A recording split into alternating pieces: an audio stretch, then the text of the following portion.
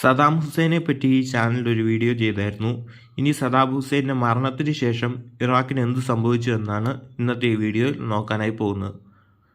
സദാമിൻ്റെ മരണം വേഗമേറിയതും അന്തിമവുമായിരുന്നു. പക്ഷേ അനന്തരഫലങ്ങൾ വളരെ വലുതായിരുന്നു. പുതിയ ഇറാഖി സർക്കാർ നടപ്പിലാക്കിയ വധശിക്ഷ പുതിയ തുടക്കത്തിൻ്റെ പ്രതീകമായിരുന്നു. പിന്നീടുള്ള ദിവസങ്ങളിലും മാസങ്ങളിലും ഇറാഖ് അരാജകത്വത്തിലേക്ക് കൂപ്പുകുത്തി. ബാദ് പാർട്ടിയെയും ഇറാഖ് സൈന്യത്തെയും പിരിച്ചുവിടാനുള്ള യുഎസിൻ്റെ തീരുമാനം അനുഭവ പരിചയമുള്ള നിരവധി ഉദ്യോഗസ്ഥരെയും സൈനികരുടെയും ജോലി ഇല്ലാതെയാക്കി. സദാമിൻ്റെ അധികാരഘടനയെ തകർക്കാൻ ഉദ്ദേശിച്ചുള്ള ഈ നീക്കം അസംതൃപ്തിക്കും അസ്ഥിരതയ്ക്കും ആക്കം കൂട്ടി. മുൻ പട്ടാളക്കാരും ബാത്തിസ്റ്റുകളും ഒറ്റിക്കൊടുക്കുന്നവരും പാർശ്വവൽക്കരിക്കപ്പെട്ടു. ചിലർ പ്രതീക്ഷിച്ചിരുന്ന ക്രൂരതയുടെ വിഭാഗീയ ആക്രമണം പൊട്ടിപ്പുറപ്പെട്ടു. സദാമിൻ്റെ ഉരുക്കുമുഷ്ടിയിൽ സഹവസിച്ചിരുന്ന സുന്നി ഷിയ മുസ്ലിങ്ങൾ ഇപ്പോൾ ഭിന്നതയിലായി. 2006 ഷിയയുടെ ആരാധനാലയമായ അൽ അസ്കരി ദേവാലയത്തിന് നേരെയുണ്ടായ ബോംബാക്രമണം ഒരു വഴിത്തിരിവായിരുന്നു. രാജ്യമത്തെ ക്രൂരമായ ആഭ്യന്തര സംഘട്ടനത്തിലേക്ക് ഇത് തള്ളിവിട്ടു. അരാജകത്വത്തിനിടയിൽ വിമത ഗ്രൂപ്പുകൾ ഉയർന്നു തുടങ്ങി. ക്രൂരനായ അബു മുഹാബ് അൽ സർഗാവിയുടെ നേതൃത്വത്തിൽ ഇറാഖിലെ അൽ-ഖ്വയ്ദ നിരവധി മാരകമായ ആക്രമണങ്ങൾ നടത്തി.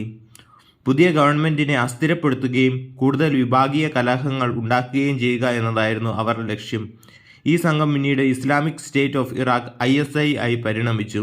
ഇതൊടുവിൽ ISIS ആയി മാറി. അക്രമവും അസ്ഥിരതയും ഉണ്ടായിരുന്നിട്ടും പ്രതീക്ഷയുടെ നിമിഷങ്ങൾ ഉണ്ടായിരുന്നു.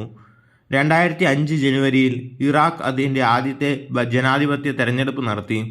ഇറാഖികൾ തങ്ങളുടെ വോട്ട് രേഖപ്പെടുത്താൻ ഭീഷണിയും അക്രമവും ധീരമായി നേരിടുന്ന കാഴ്ചയായിരുന്നു വോട്ടെടുപ്പിൽ കണ്ടത്. പ്രതിരോധത്തിൻ്റെ ശക്തമായ പ്രതീകമായിരുന്നു ഇത്. വിവിധ വംശീയ മതവിഭാഗങ്ങളുടെ അവകാശങ്ങൾ സംരക്ഷിക്കാൻ ലക്ഷ്യമിട്ടുള്ള ഒരു ഫെഡറൽ സംവിധാനം വാഗ്ദാനം ചെയ്തുകൊണ്ട് ഒരു പുതിയ സർക്കാർ രൂപീകരിക്കുകയും ഒരു ഭരണഘടന അംഗീകരിക്കുകയും ചെയ്തു. എന്നിരുന്നാലും സ്ഥിരതയിലേക്കുള്ള പാത വെല്ലുവിളികൾ നിറഞ്ഞതായിരുന്നു. രാഷ്ട്രീയ ഭൂപ്രകൃതി അസ്ഥിരമായി തുടർന്നു. നേതൃത്വത്തിലെ പതിവ് മാറ്റങ്ങളും നിരന്തരമായ അഴിമതികളും. ഷിയ ഭൂരിപക്ഷത്തിന് കാര്യമായ രാഷ്ട്രീയ ശക്തി ലഭിച്ചു. അതേസമയം സദാമിൻ്റെ കീഴിൽ ആധിപത്യം പുലർത്തിയിരുന്ന സുന്നി ന്യൂനപക്ഷം കൂടുതൽ പാർശ്വവൽക്കരിക്കപ്പെട്ടു. 2007 US ഒരു സൈനിക കുതിച്ചുചാട്ടം നടപ്പാക്കി. രാജ്യത്തെ സുസ്ഥിരമാക്കാൻ സഹായിക്കുന്നതിന് 30,000 സൈനികരെ അധികമായി വിന്യസിച്ചു. അൽ-ഖ്വയ്ദയ്ക്കെതിരെ തിരിഞ്ഞ സുന്നി ഗോത്രങ്ങൾക്കിടയിലെ ഉണർവ് പ്രസ്ഥാനവുമായി ചേർന്ന് ഈ ആക്രമണം താൽക്കാലികമായി കുറച്ചു. കലാപകാരികൾ കൊണ്ടുവന്ന അരാജകത്വത്തിലും ക്രൂരതയിലും മടുത്ത ഗോത്രങ്ങൾ ചില സമാധാന ശ്രമങ്ങളിലേക്ക് പോകാൻ ശ്രമിച്ചു. എന്നാൽ സമാധാനം ക്ഷണികമായിരുന്നു. 2016 ഒരു പുതിയ പേടി സ്വപ്നം ഉയർന്നു വന്നു. ഇറാഖിലെ അൽ-ഖ്വയ്ദയുടെ അവശിഷ്ടങ്ങളിൽ നിന്ന് പിറവിയെടുത്ത ISIS വലിയ ആക്രമണമാണ് നടത്തിയത്. മോസൂർ നഗരം ഉൾപ്പെടെയുള്ള വിവിധ പ്രദേശങ്ങൾ അവർ പിടിച്ചെടുത്തു. ഗ്രൂപ്പിൻ്റെ ക്രൂരമായ ഭരണം വ്യാപകമായ അതിക്രമങ്ങളിലേക്ക് നയിച്ചു. ദശലക്ഷക്കണക്കിന് ആളുകളെ മാറ്റിപ്പാർപ്പിക്കുകയും അവരുടെ പശ്ചാത്തലത്തിൽ നാശത്തിൻ്റെ പാത അവശേഷിപ്പിക്കുകയും ചെയ്തു. അന്താരാഷ്ട്ര പിന്തുണയോടെ ഇറാഖി സൈന്യം ഒടുവിൽ ഈ പ്രദേശങ്ങൾ തിരിച്ചുപിടിച്ചു. ISISനെതിരായ പോരാട്ടം ദീർഘവും കഠിനവുമായിരുന്നു. എന്നാൽ 2017 ആയപ്പോഴേക്കും ഗ്രൂപ്പിന് ഇറാഖിലെ ഭൂരിഭാഗം പ്രദേശങ്ങളും നഷ്ടപ്പെട്ടു. വിജയം പക്ഷേ വലിയ വില കൊടുത്തു നേടിയെടുക്കാൻ ശ്രമിച്ചു. പതിറ്റാണ്ടുകളായി തുടരുന്ന സംഘർഷങ്ങളിൽ നിന്ന് ഇറാഖിനെ പുനർനിർമ്മിക്കുകയും വീണ്ടെടുക്കുകയും ചെയ്യുന്നു. യുദ്ധത്തിൻ്റെ പാടുകൾ ഇപ്പോഴും ദൃശ്യമാണ്. പക്ഷേ പ്രതിരോധവും പ്രതീക്ഷയുമുണ്ട്. രാഷ്ട്രീയ അസ്ഥിരത, സാമ്പത്തിക ബുദ്ധിമുട്ടുകൾ, വിഭാഗീയ വിഭജനത്തിൻ്റെ നീണ്ടു നിൽക്കുന്ന പ്രത്യാഘാതങ്ങൾ എന്നിവയുൾപ്പെടുന്ന കാര്യമായ വെല്ലുവിളികൾ രാജ്യം അഭിമുഖീകരിക്കുന്നു. എന്നിട്ടും അവശിഷ്ടങ്ങൾക്കിടയിൽ പുരോഗതിയുടെ അടയാളമുണ്ട്. ഇറാഖികൾ തങ്ങളുടെ കമ്മ്യൂണിറ്റികളെ പുനർനിർമ്മിക്കാനും അടിസ്ഥാന സൗകര്യങ്ങൾ പുനഃസ്ഥാപിക്കാനും കൂടുതൽ സുസ്ഥിരവും സമൃദ്ധമായ ഭാവി സൃഷ്ടിക്കാനും പ്രവർത്തിക്കുന്ന യാത്ര അവസാനിച്ചിട്ടില്ല. പക്ഷേ ഇറാഖി ജനതയുടെ ആത്മാവ് നിലനിൽക്കുന്നത് ശക്തമായ പോരാട്ടത്തിലാണ്. അസ്ഥിരത ഇറാഖിൻ്റെ രാഷ്ട്രീയ ഭൂപ്രകൃതി ദുർബലമായി തുടരുന്നു. പ്രധാനമന്ത്രി മുഹമ്മദ് ഷിയ അൽ സുഡാനിയുടെ നേതൃത്വത്തിലുള്ള സർക്കാർ രാജ്യത്തെ സുസ്ഥിരമാക്കാൻ ശ്രമങ്ങൾ നടത്തിയെങ്കിലും വെല്ലുവിളികൾ നിലനിൽക്കുന്നു. അഴിമതി വ്യാപകമാണ്. രാഷ്ട്രീയ ചേരിതിരിവ് പലപ്പോഴും പുരോഗതിയെ തടസ്സപ്പെടുത്തുന്നു. വർഷങ്ങളായുള്ള സംഘർഷങ്ങളിൽ നിന്നും കെടുകാര്യസ്ഥതയിൽ നിന്നും കരകയറാൻ സമ്പദ് വ്യവസ്ഥ പാടുപെടുകയാണ്. ഒരു പ്രധാന വരുമാന സ്രോതസ്സായ എണ്ണ ഉൽപ്പാദനം അക്രമങ്ങളും അഴിമതിയും മൂലം ഇടയ്ക്കിടെ തടസ്സപ്പെടുന്നു. തൊഴിലില്ലായ്മയും ദാരിദ്ര്യവും ഉയർന്നതാണ്. കൂടാതെ പല ഇറാഖികളും ജീവിതത്തിൻ്റെ രണ്ടറ്റം കൂട്ടിമുറ്റിക്കാൻ പാടുപെടുന്നു.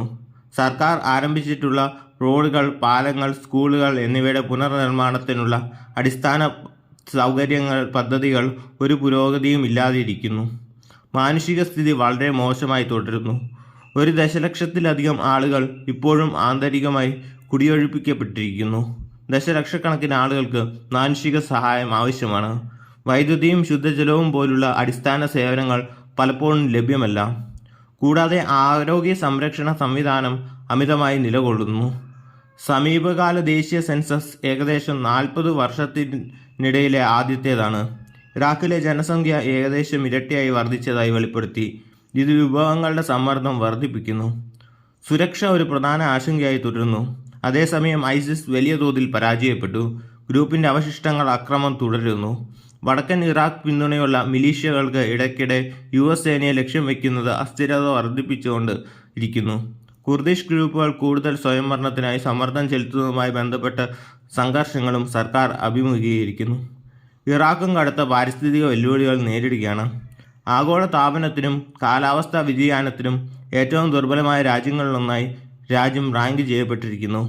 ജലക്ഷാമം, മരുഭൂവൽക്കരണം, മലിനീകരണം എന്നിവ പ്രധാന പ്രശ്നങ്ങളാണ്.